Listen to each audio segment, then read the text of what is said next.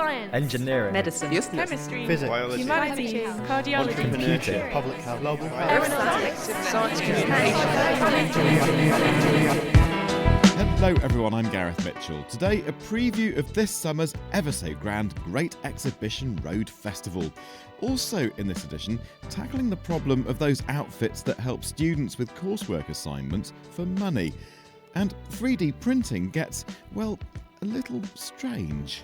Downstairs in our lab, we're starting to create something that looks like something out of a scene in the Game of Thrones, which is just a wall of faces. And it's quite freaky, and you can go up and you can start to poke these faces, and we've even managed to match the mechanical properties of the face quite closely. So that is quite an odd experience where you start poking a very good mimic of yourself, basically. As you do. And we have Rainforest Radio for you. The Imperial College Podcast. As ever, we're going to start with some news, and very exciting news for the college. The recent announcement of the Great Exhibition Road Festival. One of the organisers, James Ramiro, is in the studio, and many of our listeners will be aware of the Imperial Festival. We've been going to that for the last good few years. But this is the same but different and bigger, so tell me a bit more about it. Yeah, so there'll be large parts of the festival will be familiar to people who've been to Imperial festivals before, and I guess the type of content there, workshops, hands-on demonstrations, talks, sort of things for kids, things for adults, will be quite familiar and similar. The difference with this festival is rather than it just being us showcasing our sort of science and engineering, we're going to be joined by 19 partners from around Exhibition Road, from around South Kensington. So you've got all of the museums, the arts and cultural heritage of this area combining with the science and the engineering, and creating this sort of 3-day festival for all people, really, which should be a real celebration of what this area is all about, really. So why this year then? What's so special about 2019 that this big Exhibition Road shindig's going to happen?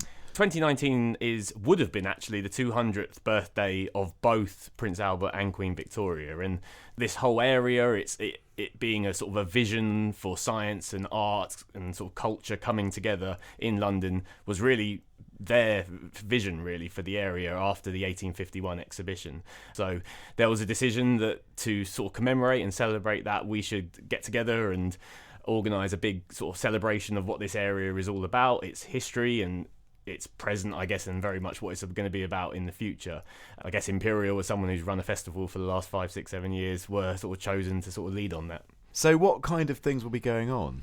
What this festival provides is an opportunity to sort of tackle some of the things that we've tackled at Imperial festivals before, some of the subject matter themes, but from a much wider variety of angles, I guess. So you take an issue like food. We've looked at food at the Imperial Festival before, and there will be research teams here at the college looking at food in terms of our carbon footprint of our diets, looking at processes to produce meat alternatives and the sort of the health and nutrition aspects of our diet. Victoria and Albert Museum are going to be looking at food in their autumn exhibition, so you've got a whole look at the design aspects of food, from edible water bottles, which people can try, through to sort of freeganism and the movement of using waste food and how that's being implemented in societies, to sort of food packaging and things like that. So you can look at a topic from a design perspective, from a cultural perspective, but also from the science perspective, all in one. So food is a really good example. Right. So this is a timely moment to tell people to put their dates in their diaries or program it into their personal organiser, however they're going to do it, and tell them how to find out about it. So what do we need to know then, James? Well, firstly, so it's going to be taking place across the 28th, 29th and 30th of June. So the 28th is a Friday. That's going to be an evening event. And then over the weekend is where we close the road, and I guess that's the main sort of more for everybody type of audience activities. So that will be from 11 till 5 o'clock on the 29th and 30th of June. In terms of finding out more details, we launched at the start of the month the website, greatexhibitionroadfestival.co.uk. It's a holding page at the moment. It's got some information, all the dates, and it's got a link to a registration, so you can sign up and then you'll receive, when we launch the full programme, which will be at the start of May, when we have details of things that you can maybe pre-book onto and reserve onto, you'll get first notice of all of those by signing up there. But for free. Register for free, absolutely for free, yeah. Excellent. Well, I can't wait, James. It sounds brilliant. Thanks so much for coming in and telling us all about it. My pleasure. Thank you. That's James Ramiro looking ahead to the Great Exhibition Road Festival later this year. Well, now, Here's Caroline Brogan. Exam season for UK universities is upon us, and thousands of students will be handing in final assignments. But there are sharks lurking in the academic waters. I spoke to Dr Thomas Lancaster, a leading expert in academic integrity at Imperial. His research looks at why a small minority of students might be tempted to cheat in their coursework and on exams. And he also studies the companies who help them for money. Thomas, thanks for joining me. Can you tell me the extent of the problem of academic cheating in the UK? We know there's a big problem with academic cheating in the UK. It's one of these problems where it's hard to quantify it exactly. But what we're seeing is an immense amount of marketing going towards students, and companies really pressurising students to cheat. So they're getting their services out to students. No student is completely immune to this. They know that these services exist. They talk about it.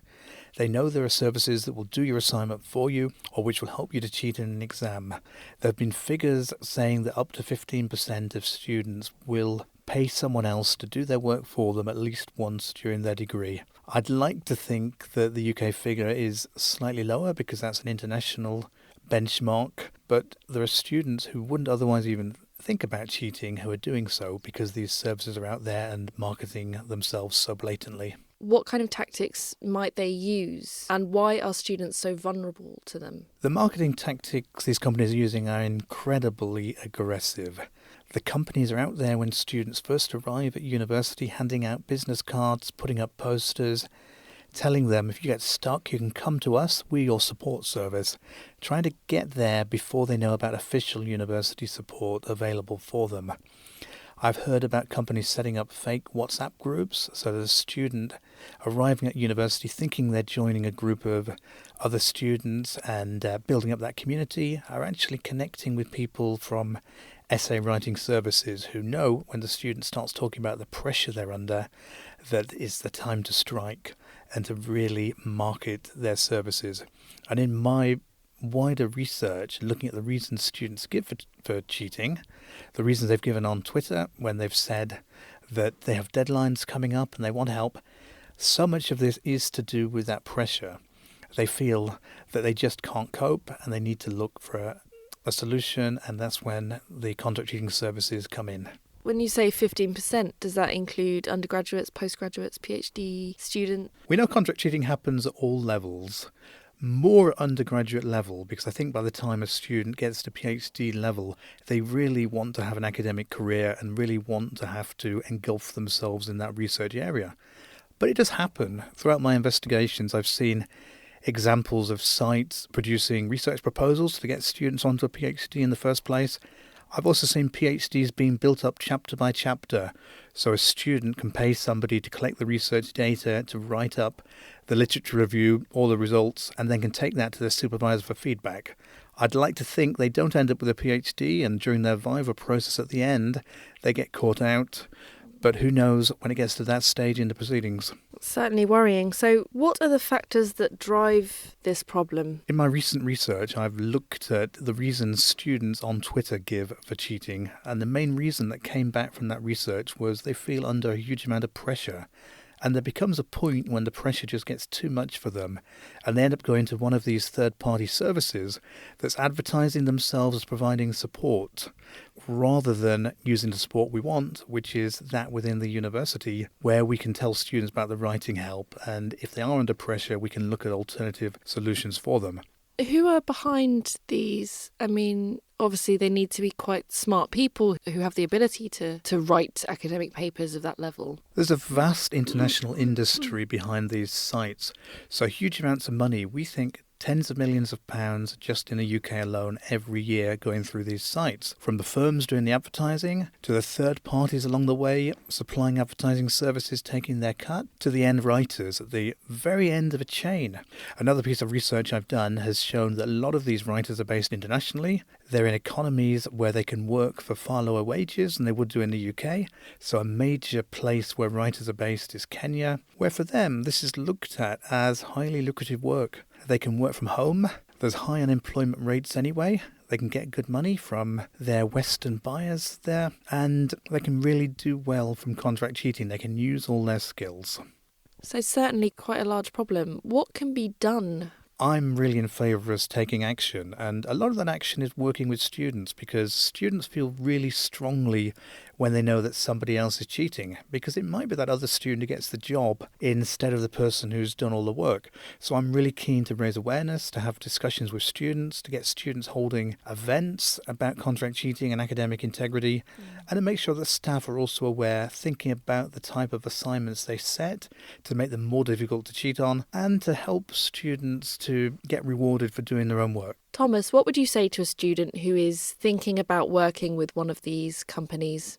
If a student thinks about working with one of these companies, I'd strongly discourage them from doing so. Once these companies have got your name and details, they will keep contacting you and spamming you forevermore. We know of plenty of examples of companies that have ended up blackmailing students, threatening to expose them to the university, and going through with it. And it's not a risk that you want to take as a student. If you're having problems, please talk to your personal tutor and please get help. Your university is there to help you. Wise words indeed. That's Thomas Lancaster talking there to Caroline Brogan. Well, now, aircraft parts, implants for our bodies, and even guns. 3D printing is disruptive, ingenious, and yes, controversial in almost equal measures. Just ask the good people at the Institute for Molecular Science and Engineering. Reporter Kieran Brophy has been doing just that. In fact, when Kieran checked in with Dr Connor Myant recently, he got more than he bargained for. It turns out that Connor and his colleagues are even fabricating people's faces. Well, kind of. But Kieran began by putting it to Connor that the common perception of 3D printing is it's really about people producing little novelty plastic widgets. It's a fair assumption to make, and no one's really at fault other than that's kind of what's been covered in the media. That's what most people's experience of 3D printing is, but it's a much larger world than just printing random plastic objects in your house. And from quite humble and simplistic beginnings, the field has become a lot more complex and, dare I say, dangerous. So, today you can 3D print everything from pills to airplane parts. And there was even a guy in Australia imprisoned for 3D printing his own gun. Where do you see the field of 3D printing going? Since its beginnings, 3D printing really started out as something that we call just a rapid prototyping process, and it was extremely successful at that. But as the technology became more sophisticated, the materials grew, people understood more about how to use it and what the actual possibilities of this technology was. It started to become a manufacturing process in its own right. So what we mean by that is you're actually manufacturing end-of-use goods. So it's no longer just a model, it's no longer just part of your design phase that helps you identify errors. You're now actually creating parts that are going to go into use, that are going to be sold to consumers. So you mentioned parts in aerospace. They have a very keen interest in something we call lightweighting. They want to remove mass from planes without risking or increasing the risk of failure. And you mentioned at the end about sort of the dangerous side of this. Because of this birth of people manufacturing parts at home and finding out that they have the capability to do this, you had a couple of individuals in the US which started this, unsurprisingly, and they were designing and making 3D printed guns. This became a big case in the US, and it's quite an interesting one in that for a lot of people in America, the right to own a gun is a big deal, and they want to protect this. They also saw it as their freedom to manufacture their own gun. Now, the US government disagreed. And a skeptical side of that, you could say that you have very large arms manufacturers in the US who have a vested interest in protecting their ability to create weapons and sell those to customers. If those customers realize that they could just 3D print their own gun at home, they start to lose that market, they start to lose that power. And therefore, it really became this fight in the US between lobbyists who wanted to protect their market and a freedom, a non-censorship issue. So more of a right to cash inflow from the NRA rather than right to bear arms, perhaps. So closer to home, Connor, you're a lecturer, as we said at the top of the piece, in the Dyson School of Engineering. What new, exciting research is happening in Imperial around 3D printing? There is some really exciting stuff going on, Good answer. And thankfully at Imperial College, there is work going on in the EEE department on 3D printing satellite components. We've got in mechanical engineering in the medical faculty, there's some fantastic work on 3D printing implants, and that's both what you might think of as your typical implant in terms of a hip or knee replacement, but also some really exciting bionic implants, so something that's more closely interfacing with the biological system, working in partnerships with them. And there's some fascinating stuff going on in totally novel forms of heart pumps that's very interesting. And you mentioned it earlier, 3D printed pharmaceuticals. A pill is just a pill, it's just a little round thing, it doesn't geometrically, it's nothing to get too excited about. But what we can start to do is then tailor the ingredients of that pill specific to you. So between each pill, I'm able to change the exact dosage of the ingredients. I could also layer that so that the delivery method, the time at which it breaks down, which ingredients hit you at different points, I could control that. I could tailor that again specific to your needs. What's the best thing you've ever 3D printed? Wow. Well, we're working on a project at the moment where we are developing new breathing masks, things like CPAP masks, which are a very common thing in hospitals, and for people who have sleep apnea and stuff like this, you have to wear them all night long. Getting a really good fit is really important. So to test these, we didn't want to put these on human subjects just because getting feedback from human subjects could be quite subjective, and one person's idea of comfort is different from another. So we started creating mimics from just silicone rubber and stuff. So essentially, downstairs in our lab, we're starting to create something that looks like something out of a scene in the Game of Thrones, which is just a wall of faces. And it's quite freaky, and you can go up and you can start to poke these faces, and we've even managed to match the mechanical properties of the face quite closely. So that is if you feel your cheeks, it's very soft and squishy, and you feel the bridge of your nose, it's very hard and stiff. And when you're looking at your face, because we scanned ourselves to begin with, because that was the easiest thing, it's quite an odd experience when you start poking a very good mimic of yourself, basically. That's probably the most fun we've had with the 3D printing. That's all sounds amazing. Connor, thanks a million for joining us. And you can find Connor and his face, both real and 3D printed, in the Dyson School of Engineering. Thank you very much, Connor. Thank you. That's Connor Myant talking there to Kieran Brophy, who specialises in all things quirky and molecular over on his Imperial College Never Lick the Spoon podcast. Check it out. Well, finally in this edition, a chance to tune into the Rainforest in Borneo, thanks to a new website created by Imperial researchers. The live stream is therapeutic for sure, but there's science there too. The audio tracks across different landscapes, from old growth forest to totally cleared areas. Hayley Dunning has been listening to the Rainforest and speaking to Sarab Sethi, a PhD student involved with the project, who's just won a UNESCO award for the technology and funding from the World Wildlife Fund for Nature to develop the website.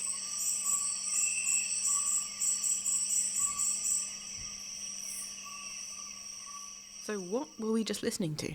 We were listening to audio from the rainforests in Borneo, and that was logged forest at 7 p.m. in the Safe Project landscape in Sabah. What is the Safe Project? Safe Project is a collaborative ecological experiment where people investigate how tropical forest that's been logged, selectively logged for timber or converted to oil palm, affects the biodiversity and the ecosystem functioning of tropical forest landscapes.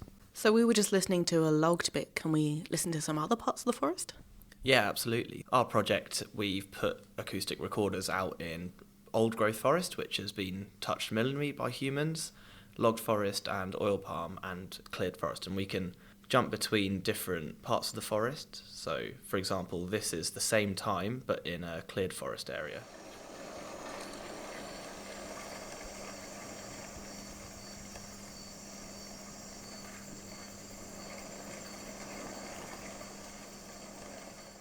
That's around the same time of day as the previous one, but it's quite a bit quieter. Do you find what you expect these cleared areas are quieter? It's quite a simplistic view to be like they're quieter and louder, and that might be in the case in what we listen to. But actually what we want to see is how the overall structure of the audio is different. So you might get different species in cleared forest compared to old growth. They might be louder, but they'll be different and they'll sound different. So that's more the kind of differences we're looking across this forest landscape. Some of these sounds, are they live from the forest? Yeah, so we've developed hardware that sits out in the forest and is attached to a solar panel, and it's got a mobile SIM card in it essentially. And it's always recording and uploading audio. So you might find that you're listening to audio just from earlier today or yesterday that's been uploaded. It's impressive to have this kind of coverage, but what's the science? What are you doing with all this data? As I mentioned, we're trying to figure out how the structure of the acoustics changes across this land degradation gradient. And if we can find that we can pull out certain elements that correlate very highly between the audio and ground truth data, such as which species or how many different types of species you find in each spot in the forest, then we can maybe go the final step and start to predict these things just from these fully automated methods of a computer sitting out in a rainforest with some servers doing some analysis without having to go through very costly, very time-consuming practices of counting every bird and training someone to do that. You have quite the set of skills to be able to do this. I know you've been out to the forest putting these recorders out there and making the recorders themselves and also doing the maths. So what's next? So we're sort of at the start of what we're doing with the maths, and there's a lot of potential for things we can do. What I've talked about here is looking at audio across a spatial gradient of deforested areas and not deforested areas, or, gradients across that. But also you can look at trying to detect certain events within each audio stream, such as anomalies like, why can I hear a chainsaw? That's not normal. You can instantly see sort of poaching detection being quite a useful thing for audio, or picking out the individual species. But also another thing we want to do is really tie it all together. What you've got on this website right now is live streams of audio with a bit of our data sets, but what you want to put the automated analyses, once we're sure of how well they'll work, tie that into the website so you can see these automated measures of diversity and habitat quality coming straight onto the website in real time. You have species along the side as well, so what are these species and what can we do with them? On the side we have the species that are found at each of these sites. So we've had very highly trained birders and people who know all the frogs of the area go to each of our sites throughout the 24 hours of the day and write down every single bird species or every single frog species they found.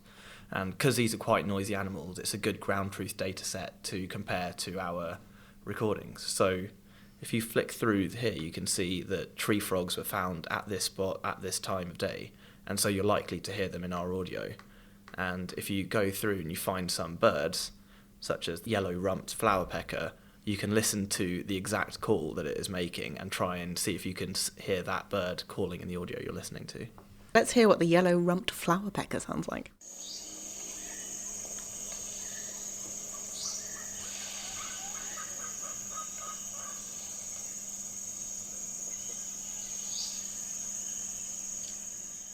And I know you can also skip through time, so you can listen to on the night when it might be a little quieter or different kinds of species, but also I think one of the most spectacular is the dawn chorus.